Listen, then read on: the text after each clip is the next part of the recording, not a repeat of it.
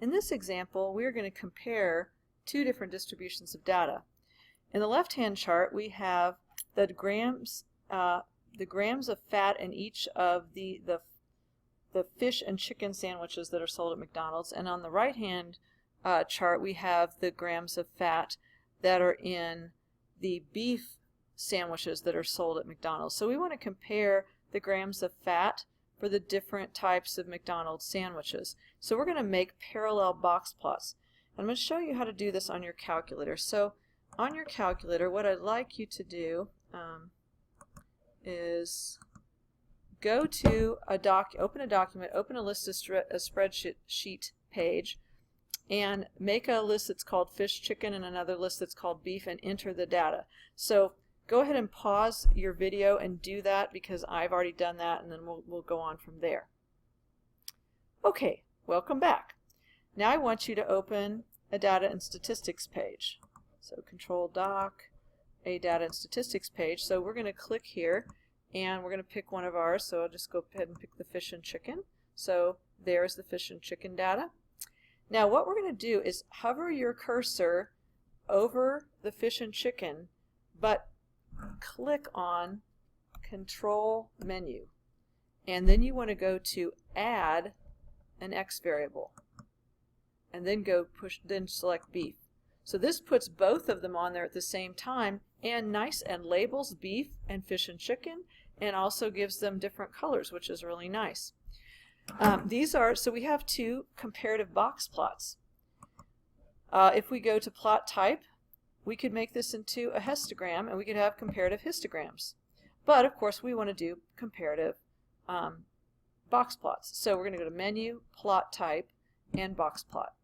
And this is what box plots are particularly useful for. So we have two side-by-side box plots, and I'm going to copy and paste this into the notes, but what I'd like you to do is to draw this into the notes. So I'm going to kind of do this along with you.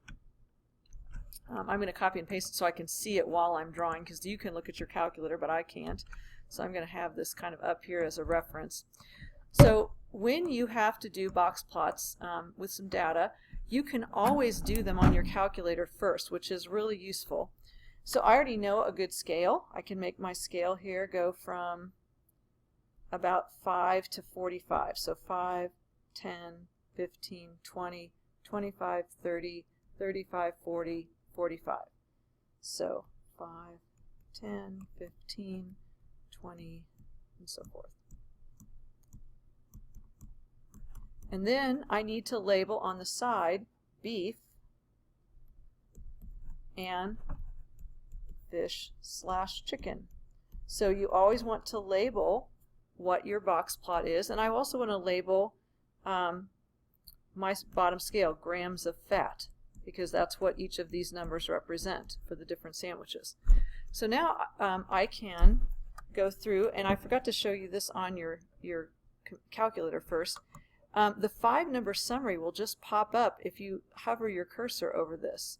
So there's 9, 15, 19, 24.5, and 33.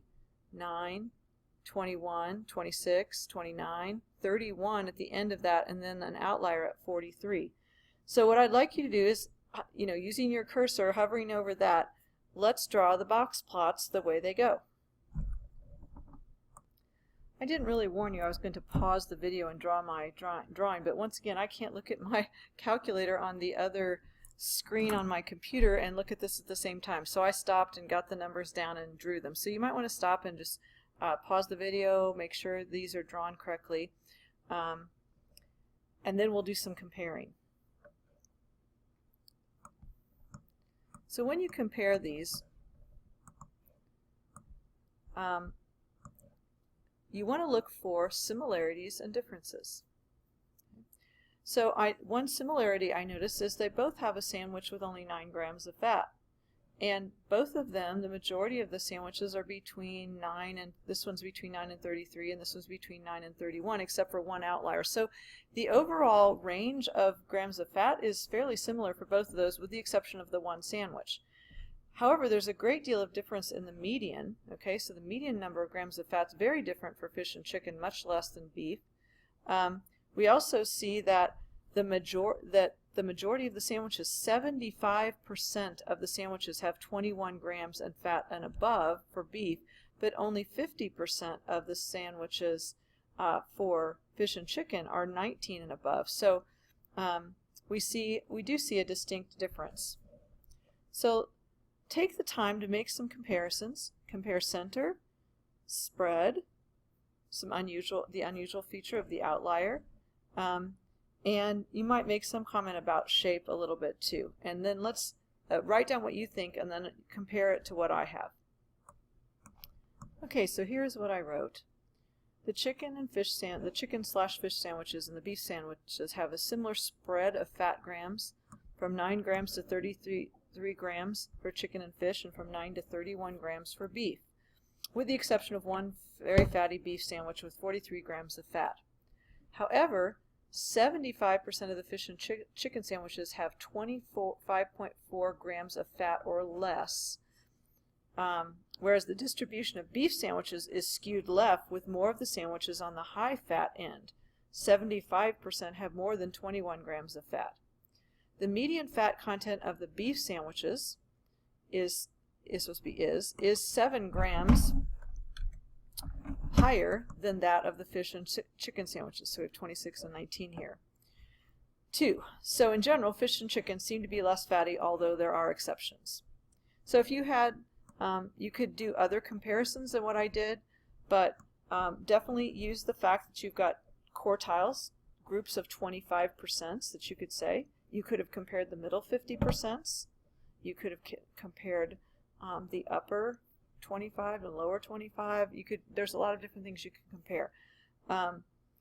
You could have said that 75% of the beef sandwiches have more grams of fat than the lower 50% of the fish and chicken sandwiches. So this is not the only thing you could have said, but definitely talk about the differences in the medians, the fact that there's a greater percentage of high-fat beef sandwiches than there are high-fat fish and chicken sandwiches. Mention the outlier specifically. Notice that there is a similar spread, overall spread, except for the outlier. So those are some different things that you could talk about when you're comparing. Make sure to use plenty of context.